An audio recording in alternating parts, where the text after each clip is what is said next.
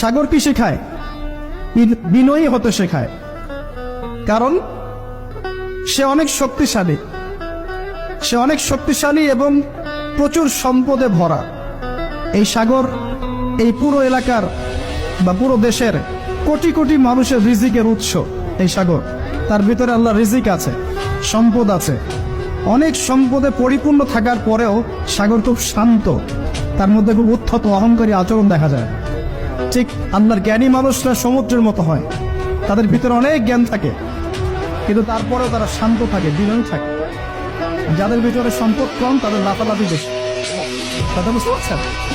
সাগর এত শক্তিশালী হওয়া সত্ত্বেও আপনি তার সামনে গিয়ে দাঁড়ালে সে আপনার পা ধুয়ে দেয়।